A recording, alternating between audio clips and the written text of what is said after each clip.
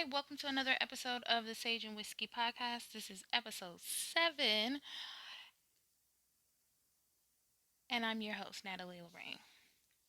I hope you guys had a great Memorial Day weekend. I know I enjoyed myself, drank a decent amount of beer, and just relaxed. I didn't go out to any cookouts or anything like that.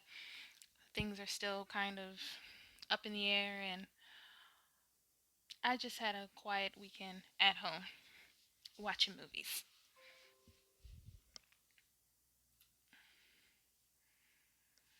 So, I'm going to start right with our tarot forecast. The first card I pulled was from, again, my Sacred Earth Oracle deck, and I pulled the Productivity card. I'm going to read what it says directly from.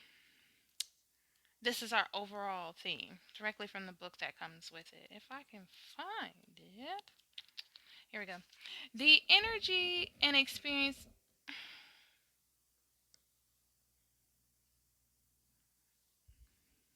The energy and experiences you have handled can be converted to meaningful life affirming outcomes. With a little work and perspective, an obstacle will become a stepping stone. Do what you can when you can and make steady progress. Effort is required to transform an idea, experience, or knowing into something more solid. Once it has formed, new growth will follow. So, the overall theme for this week, what I get from that is that things take time. Nothing happens overnight, and it's asking you to be patient with yourself and others in this time. I pulled 3 tarot cards as well to kind of clarify, and they follow that theme as well. I have the Temperance card, the Ace of Cups, and the Six of Cups.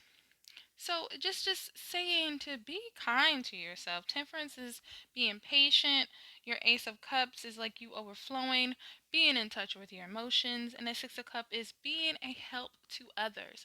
So I would challenge you this week to, if you have started a new journey, I know I have myself, is to do something for someone this week that is in line with the new goals that you have set for yourself. So if you have decided to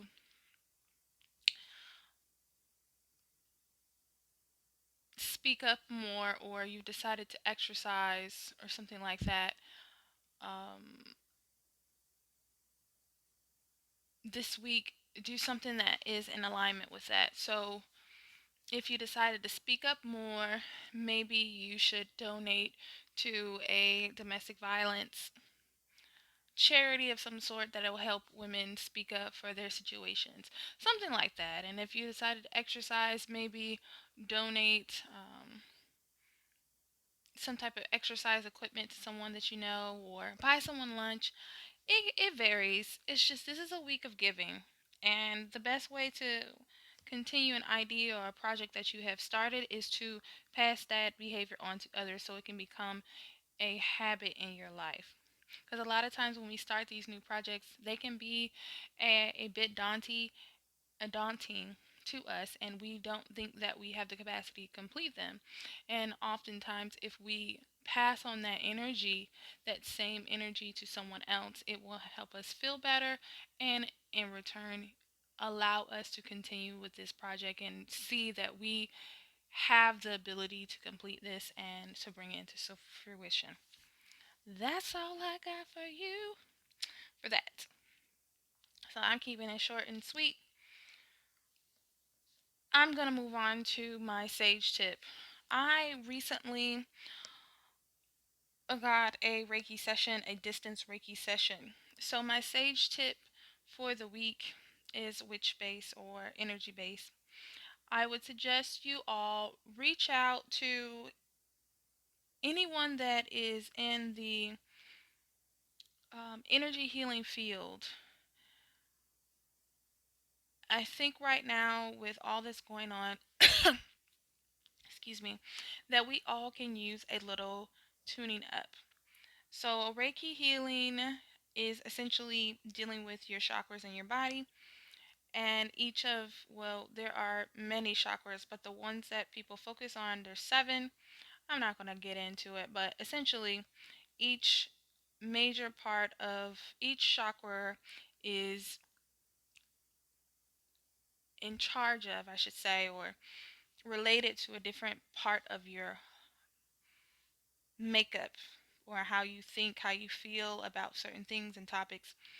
And when they are out of whack, um, you have a different set of behaviors. So, for instance, if your throat chakra is blocked, the energy there, you will have problems speaking up for yourself. If your third eye is blocked, you will have issues with following your intuition or your higher self. So, all of them have some symptoms of when it's both overactive, underactive, or balance. So I would suggest that everyone, you don't have to do it all the time, but I feel like right now when everyone is has the time to really work on their self-care, it is important to reach out to new things that may help you on your self-healing journey.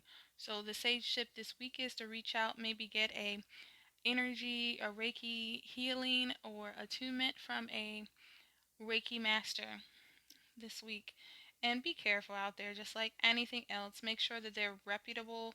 I am a big fan of word of mouth. I found my Reiki healer through a friend of mine. So, and luckily for me, because I am in this field, there are plenty other people that I've seen that I might use in the future. Because at this state of where we are with people, especially small business owners, I think is important to spread the wealth. And, well, of course, if you find someone that you like very much, then you stick with them. But I am going to um, hop around and try to circulate this money to these small business owners and help us all get through this paradigm shift. Let's see. Yeah, guys, just take care of yourself, especially these holidays and people are starting to get out more or start to leave their houses. There are still a lot of people that are struggling with mental health issues, especially now. Things are not back to normal, so we cannot expect people to be in the greatest mental state. So, this is all a part of making sure that you are 100% the best self that you can be so that you can notice when others around you are not and maybe help them. You want to make sure you fill your cup before you start filling anyone else's cup. All right, and that's all I have for you today. So, with the whiskey tip today, I am spotlighting two movies that I watched this weekend, and I love a good psychological thriller. I watched The Good Neighbor, and this is like a sleepy hit. It's one of those movies that you have to pay attention to. You don't think that it's going to be good, but it is. Now, I wouldn't say it's the best movie I've seen in a long time, but it was a good movie. I was pleasantly surprised about the plot. Essentially, it's about two high school kids who are into film and psychology, and they decide to basically do an experiment on the old man of the neighborhood that lives across the street. He wasn't particularly well liked by them growing up. He's kind of grumpy. Your stereotypical grumpy man that lives in the neighborhood. Well, they decide that they are going to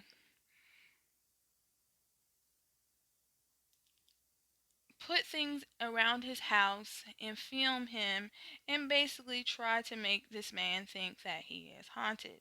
Now, I am not with messing with people's mental health.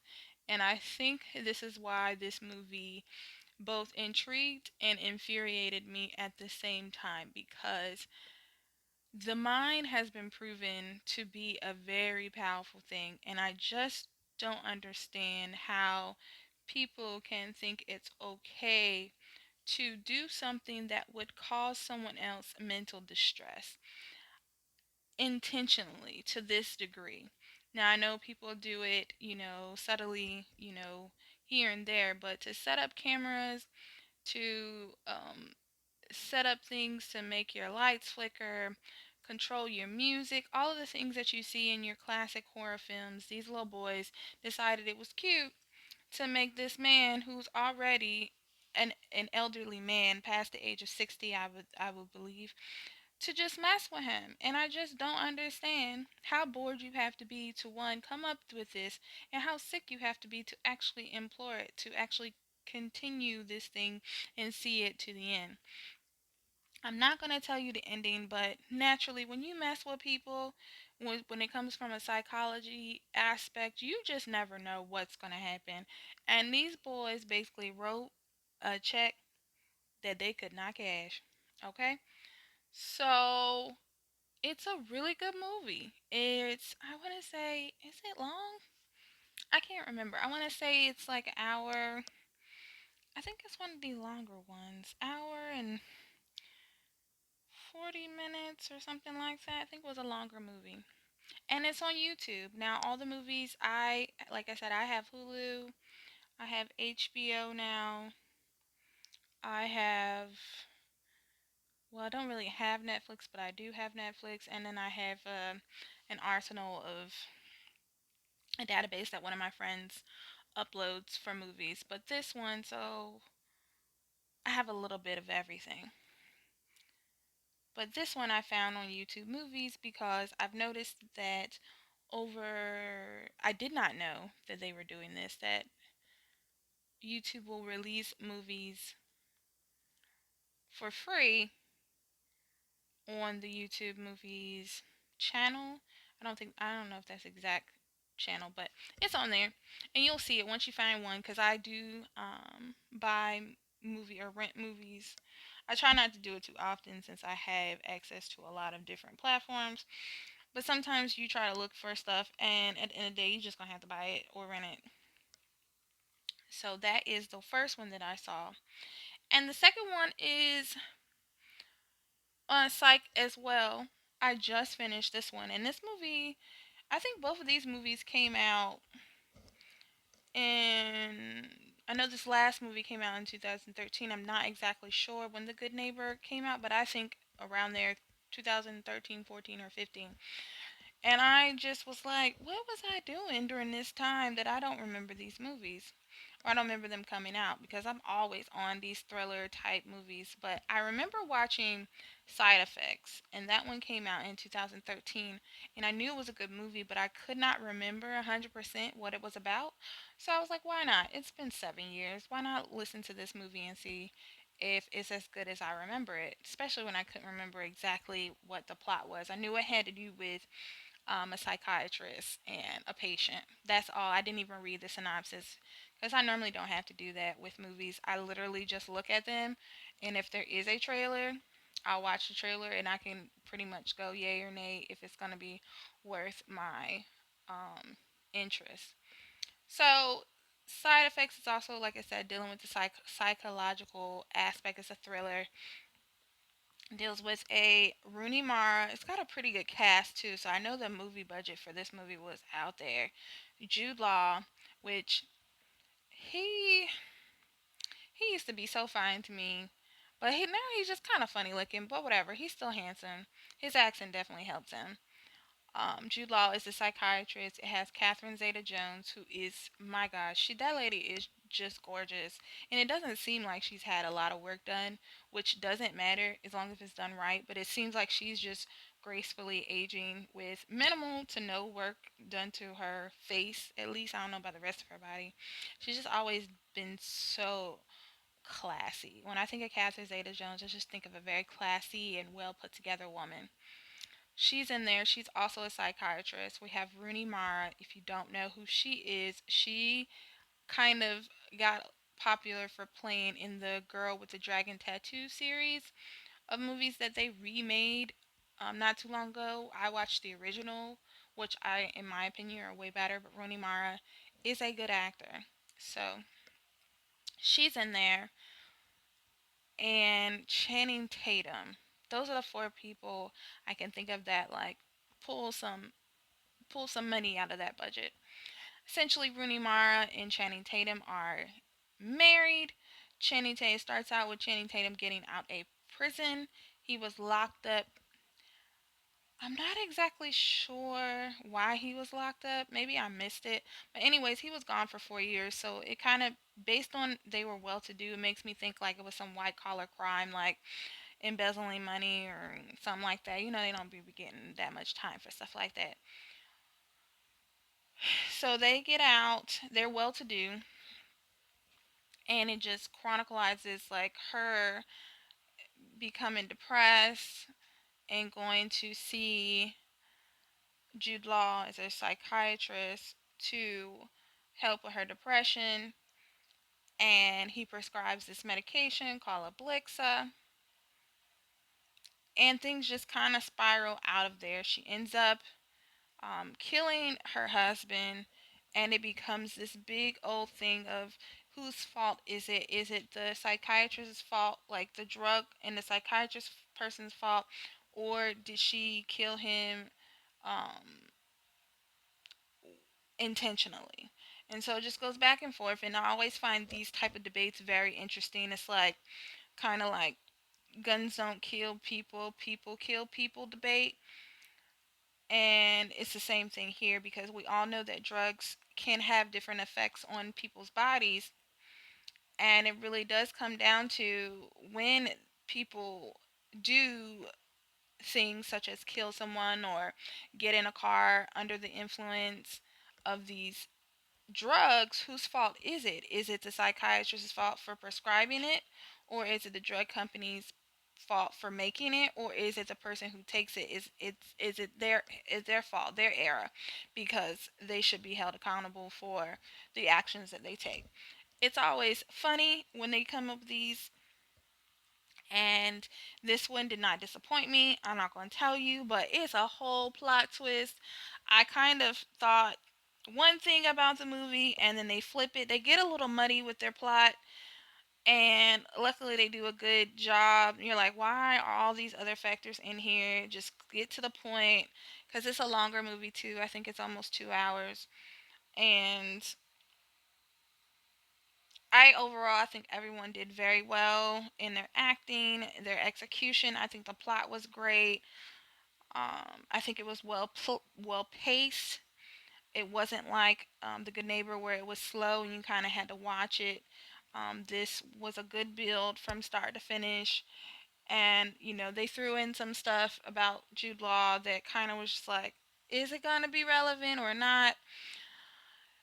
But these are the two movies that I would recommend that you watch this coming week. They are excellent, excellent, excellent. I'm trying to think. Is there anything else? I know I watched another movie, and that one ended up being trash. So I'm not even going to give that an honorable mention or anything like that. But um, yeah, if you like psych thrillers, which I probably recommend a lot of, um, those are two good ones to watch. And they don't, neither one of them are filled with sex and language. I think Side Effects is rated R. I think that's because of like the murder scenes and stuff like that. But The Good Neighbor, I think that might be rated R as well. But it's not. I wouldn't say they're both family friendly movies because they do have some strong themes. But I wouldn't be um I wouldn't be hesitant to watch it with not the youngest of child, like under the age of 10, maybe a middle schooler, high schooler. I would be comfortable watching it with them. It's not too out there. I think it's something they can follow. Not a lot of cursing, not a lot of sex, which in a lot of these movies, I feel they can go a little overboard. Especially on HBO and their shows and stuff like that. I mean, I'm grown. I'm almost 30, so I've seen a fair share of, sex scenes and all that stuff. But I feel like sometimes it's like a fine line where it's tastefully done and it's just raunchy. So it was nice to have two movies that had a stronger rating that weren't raunchy. They didn't have that, and they kept it. The plot was interesting enough without adding too many sex elements and cursing into it, which is refreshing. So, you want to check out two movies? That's what I got for you. And of course, I cannot leave you guys without my whiskey recommendation, which is I went to my Old Faithful this week, Knobs Creek. I got the 100 proof. It was on sale because I went cheap for the past 2 weeks. So I decided, hey, why not splurge on some Knobs Creek? Not really a splurge. I don't think $35 is a splurge. Well, it's normally 36. It was on sale for 31.95. I hate when they do that. Just round up or round down. So I got that. They had the ride. All of them were on sale. So I could have picked from any other one, but I wanted something a little strong. And since I just last week, the last 2 weeks, was doing the flavored whiskeys, which I thought I was gonna go back and do that, but I really just don't like a lot of sweet alcohols. And while that peach was good, and I will get it again, I was like, I need my regular straight to the chase whiskey. But what I did is I picked up. Let me see if I can find it. What is called Q Spectacular. I think that's what it's called. I've seen them in Target. A friend of mine gifted me with their tonic because I love tonic with my gin, which I guess it's gonna be a bourbon week, a bourbon year for me. But I'll probably get some gin here soon because I do kind of miss it. So maybe next week I'll get some gin and get a small taste of some type of bourbon. But we'll see. But I got their ginger beer. Now they have ginger beer, they have tonic, they have seltzer, and it's a little expensive for the little 4 pack. They basically $1 a can, I believe. But I think it's good quality. The ginger beer was very pungent and it was good. So I basically just bourbon with some ginger beer. I guess that would be a whiskey mule. I didn't really do that. I didn't add any lemon. I didn't add anything to it, just straight up. And Knobs Creek, honestly, for it to be 100 proof, you can really drink it by itself, like neat, not even chilled. Because I took some over to one of my friend's house. I hadn't seen them in a while since this whole pandemic, quarantine and everybody. I'm like, dang, I miss my friends. So I went over there and I had just came from the liquor store and we had a couple of shots with it and it's smooth for 100 proof. So if you're looking for a, I guess I would consider it. mm,